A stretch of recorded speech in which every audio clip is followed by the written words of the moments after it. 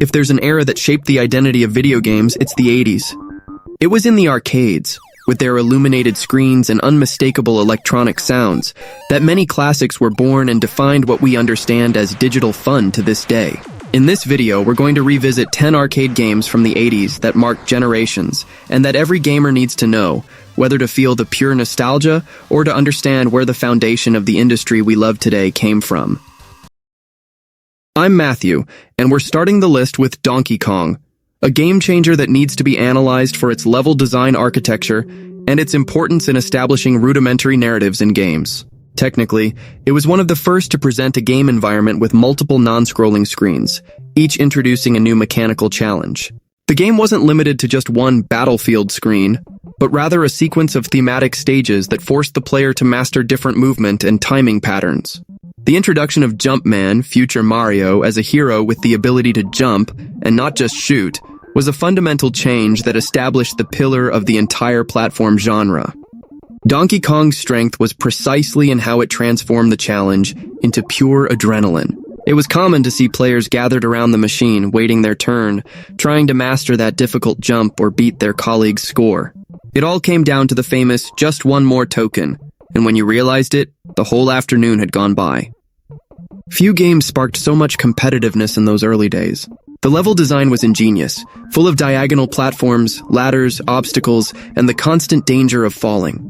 Each level seemed to bring a new way to trick the player, forcing them to learn from their mistakes. It was an addictive cycle of trial and error that still works today, even in times of ultra-realistic graphics. Furthermore, Donkey Kong is a true relic because it started two of Nintendo's biggest franchises, one focused on the gorilla himself and the other on the mustachioed plumber. This duality helped spread the company's name around the world and paved the way for what we would see later on the NES. For today's gamers, revisiting Donkey Kong is like visiting a playable museum piece.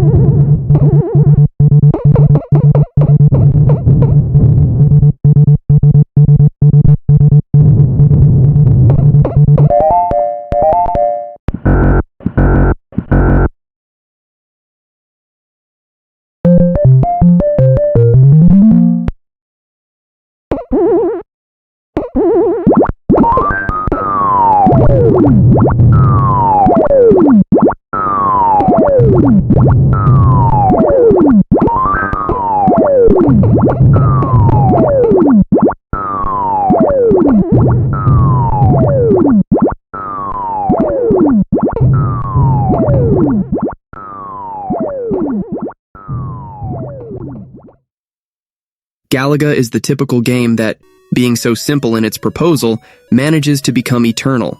It took the basic formula established by Space Invaders, but added a layer of sophistication. Enemies that didn't just stand still at the top of the screen, but dove down, formed aerial squadrons, and constantly pressured the player. This feeling of pursuit, almost like a World War II aerial duel but in space, made the experience fantastic. Galaga's great trick is in the ship capture strategies. When your enemy hijacked your main ship, you could rescue it later, and suddenly you were playing with two ships at the same time, doubling the firepower. It was a design genius that showed that games could be competitive, but also reward persistence with almost cinematic moments. Another charm of the title was in the bonus stages, where the player could show their perfect aim to destroy waves of enemies and considerably increase the score. It was an extra incentive to train almost superhuman reflexes. Many boasted about these bonuses as trophies of skill at the time. What seemed like just a repetitive shoot-'em-up proved to be sophisticated, with a progressive difficulty that didn't forgive the distracted player. Galaga demanded total focus. Any blink could be fatal. This rhythm made playing several tokens not only common, but practically mandatory. To this day, Galaga is remembered as one of the best fixed-screen shooters ever made. Its fine gameplay, intelligent mechanics, and the chaotic feeling of the space battlefield are still references in modern game design. Whoever has never experienced it is really missing a lesson on how simplicity can be addictive.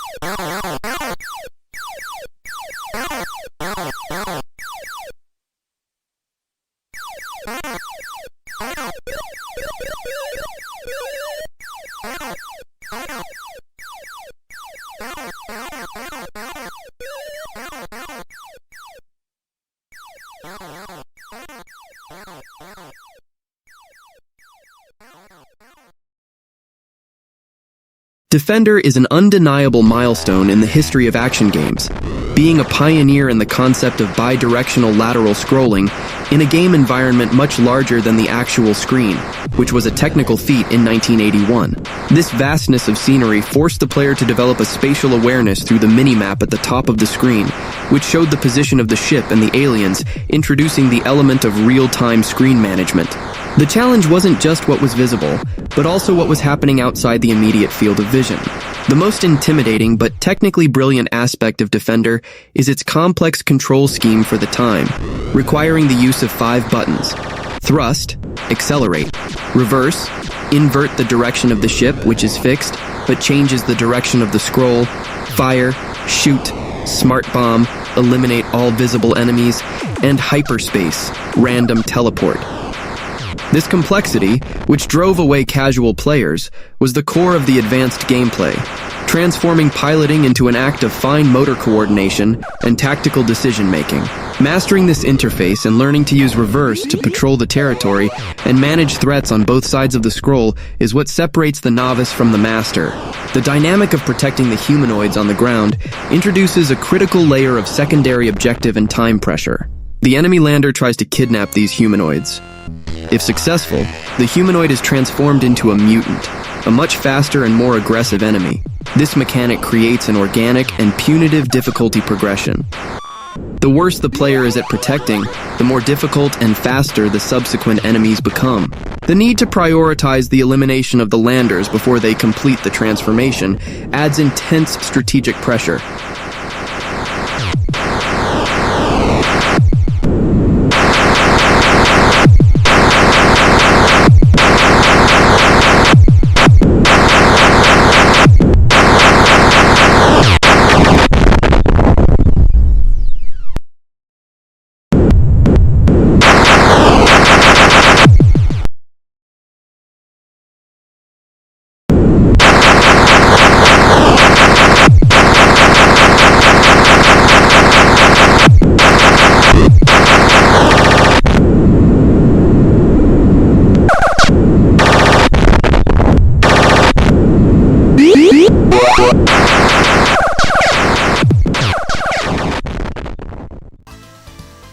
Outrun is not a racing game focused on simulation or lap competition, but rather a reinvention of the high-speed driving experience in an arcade.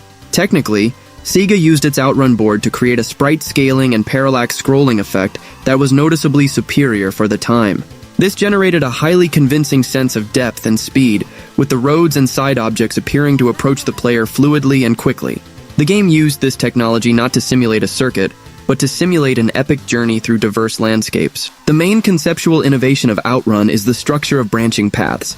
At the end of each section of the road, the player is forced to make a decision of which path to follow, left or right, which not only changes the landscape, beach, mountain, vineyard, but also the difficulty of the road and the remaining time curve. This offers immense replayability value and transforms the game from a test of pure speed into a choice of route management and strategy. The player is not only racing against time, but planning their journey and the level of challenge they are willing to face. The gameplay itself is a lesson in elegant simplicity. The car, a replica of a Ferrari Testarossa, is controlled with acceleration, brake, and a 2-speed gearbox, high and low. The need to use the gearbox to gain maximum speed on the straights and fine control on the curves is crucial to maintain the speed and timing of the checkpoint. The focus is not on overtaking AI opponents, but on mastering the timing of the track, avoiding traffic and barriers that appear quickly due to the feeling of high speed. An element that elevated Outrun above the competition was its sound presentation, introducing one of the first soundtrack selections in arcade games.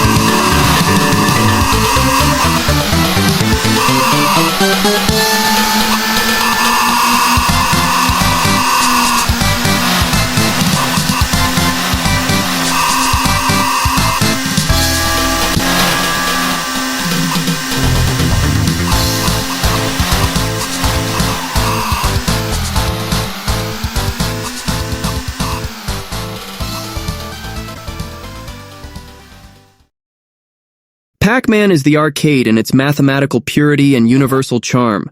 A labyrinth, 4 ghosts, and a perfect loop of risk and reward that taught the world to read patterns without ever saying a word. Behind the pellets and fruits, there is a deterministic choreography, dispersion and pursuit modes, timed mood changes, and different behavior for each ghost, that transforms each game into a duel of nerves and geometry. The magic is that 2 truths coexist. You can master it using patterns like a Zen ritual, and you can improvise by reading the street like a futsal player, manipulating the AI to always be where they are not. At high levels, the fright mode evaporates and the gang no longer turns blue, and the game asks for clinical coldness in dodging and positioning, forcing you to execute routes with surgical precision.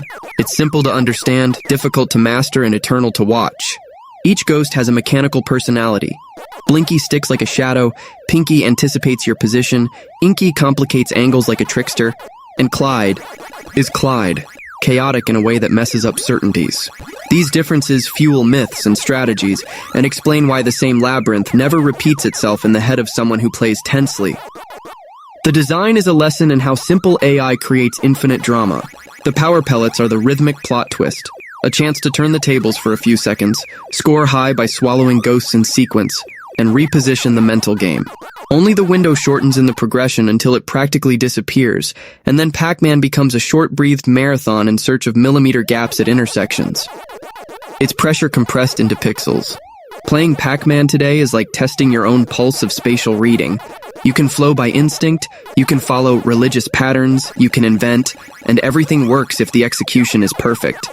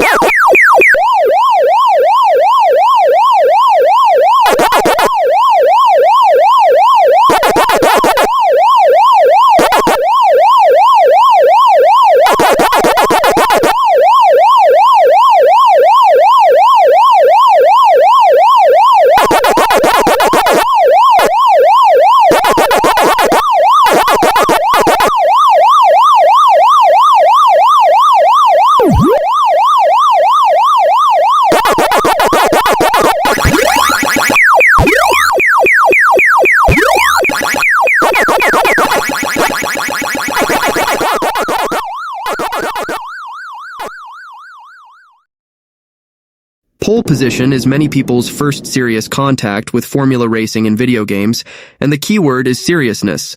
Qualifying lap, time per checkpoint, real track, Fuji Speedway, and the camera behind the car that became the genre's standard. The great trick was to transform the training into part of the drama. Starting well begins before the race, and to make time turn into an invisible boss that gives no respite. Visually, the illusion of 3D with an oscillating vanishing point and sprite scaling on the horizon sold speed like few others, and added to the steering wheel pedal and gearbox in the cabinet, it created an immersion that asked for a light hand and a track eye. It wasn't just about staying on the track. It was about overtaking cleanly, managing risks, and understanding that each curve has a personality. The structure of qualification followed by the main race brought a competitive ritual that echoes to this day. First, you earn the right to compete, then you compete. The audio with synthesized voice was a futuristic touch that gave the arcade the face of a racetrack. One of those technical frills that stick in the collective memory. Playing today, pole position maintains that weight in the hands that many modern racers have lost. No ideal lines painted on the asphalt, no rewinds, just reflex and fine control. It's a reminder that realism can be born more from the grammar of control than from shaders and resolution. If outrun is hedonism and open road, pole position is discipline and engineering. Two sides of the same passion for cars, each an icon in its own way. To revere pole position is to recognize the moment when the arcade treated racing as a sport, not just as a toy.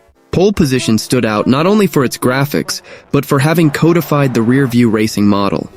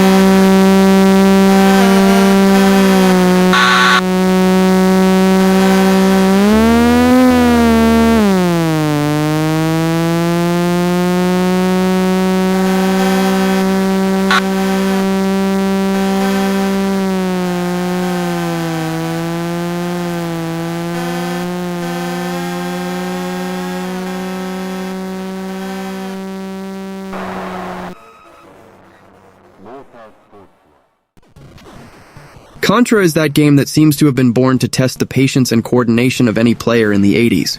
Whoever played it in the arcade remembers well the tokens going away at an absurd speed because each wrong shot could be the end. But what attracted the crowd was precisely the challenge. It was fast, explosive, and put you in scenarios full of enemies and gigantic bosses. Contra was pure adrenaline, and few people forgot the feeling of mastering that jump with a diagonal shot that saved lives. In the arcade version, the visual impact was even greater. For the time, seeing relatively large characters on a screen full of bullets and enemies gave that impression of being in an 80s action movie. You can't forget the detail that Contra was practically the game that condensed the spirit of Rambo and Terminator in pixelated form, with two muscular heroes facing armies and aliens. It was an exaggeration in everything, but that's what made it so fun. When it went to the NES, Contra became practically a legend at home. Many remember it as much for the game itself as for the code of 30 extra lives. It was etched in memory not only as a challenge, but as one of the first shooting games in which playing together with a friend made an absurd difference. This sense of partnership, of passing insane phases side by side, was something that greatly marked the identity of the series. The game also had something interesting. It was difficult, but never unfair. Unlike other games that punish just to extract a token, in Contra the mechanics were clear. You died a lot, of course, but you learned from the pattern of the enemies and had this feeling of real progress.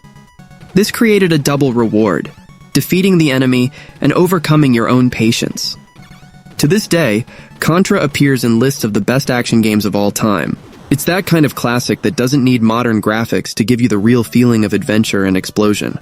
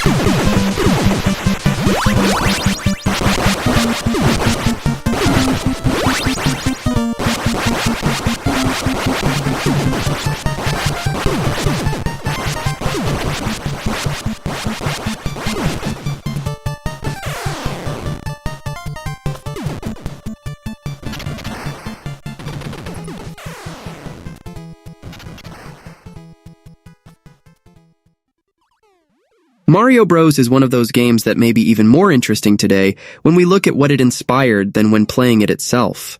Released before Super Mario Bros., it still showed an embryonic phase of the character in a much simpler arcade.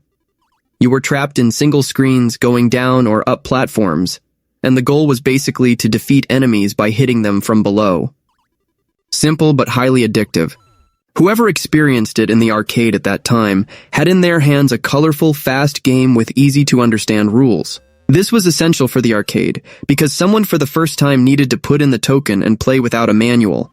The mechanics of hitting from below and then finishing the enemy was different from what the competitors were offering, so the game soon caught attention. Another important detail is that Mario Bros. Was one of the first major games to encourage direct local competition. Playing in pairs with Luigi could be both coup and pure sabotage, as one could easily hinder the other.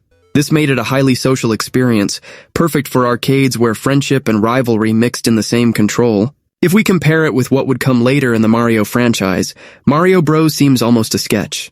But this sketch already brought fundamental bases: the precise movement, the personality of the enemies, the focus on fast and self-sufficient phases. All this ended up feeding the formula that exploded the following year with Super Mario Bros. On the NES. Today, looking at Mario Bros. Is like revisiting a historical starting point.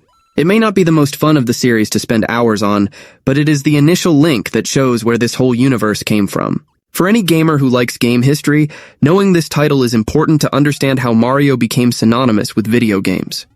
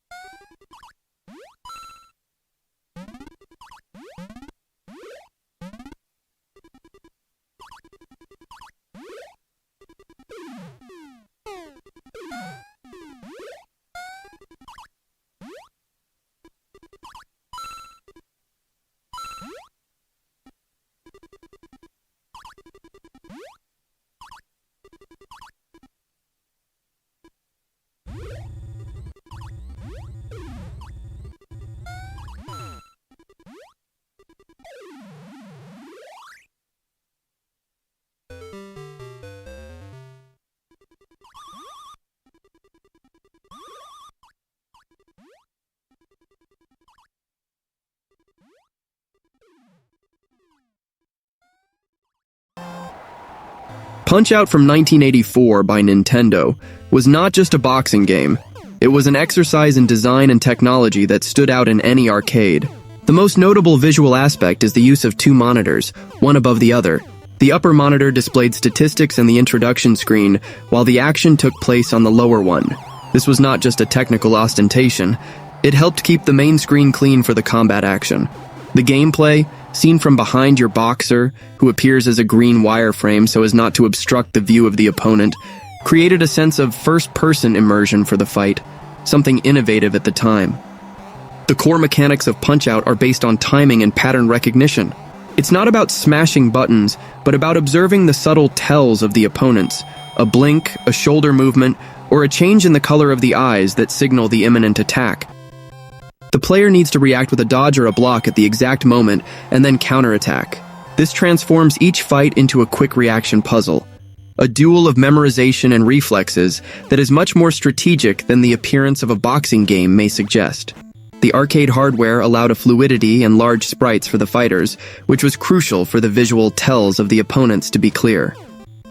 The controls were also unique, with two buttons for punches, left and right, and the joystick for dodges requiring precise coordination.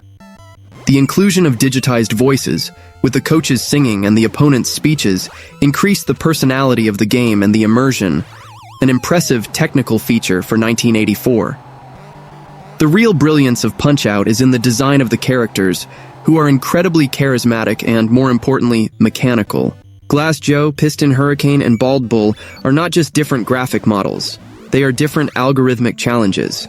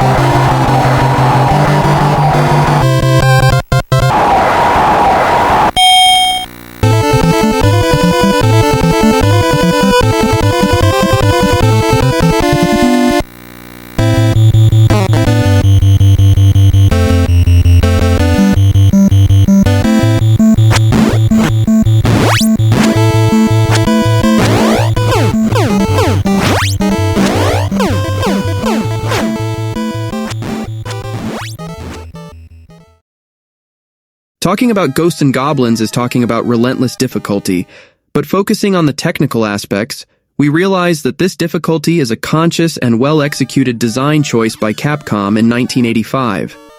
The game puts the player in control of the Knight Arthur on a mission to rescue Princess Prin Prin. At its core, it is a medieval run-and-gun platform game, but with mechanical characteristics that make it singularly punitive. The gameplay is defined by two main factors: the rigidity of the jump and the hit point system. Arthur's jump rigidity, where you cannot change the trajectory in the air, forces the player to plan each jump with extreme precision, transforming the movement itself into a challenge. The two hit point system, where Arthur loses his armor, staying in iconic swimwear, on the first hit and dies on the second, creates constant pressure. Technically, this quick death serves as a lever for the arcade model, encouraging the spending of coins, but also requires a concentration and pixel-perfect mastery that few games of the time asked for. The level design is the engine of difficulty. Enemies are strategically placed to appear at specific times and locations, forcing the player to memorize the map layout to avoid surprise spawns. The progression of the phases is not only linear. There is a sense of verticality and multiple platforms that, combined with the limitation of the jump, create a complex layout. The arcade hardware allows the display of a remarkable amount of sprites on the screen simultaneously, which contributes to the visual chaos and the feeling of being always under attack. Arthur's weapons are varied, and interestingly, some are worse than the initial spear. The game, with this inclusion, introduces an element of risk versus reward in the collection of items, where the new weapon can actually sabotage your gameplay, depending on the situation. Well, that was the video. If you liked it, give the video a like and see you next time.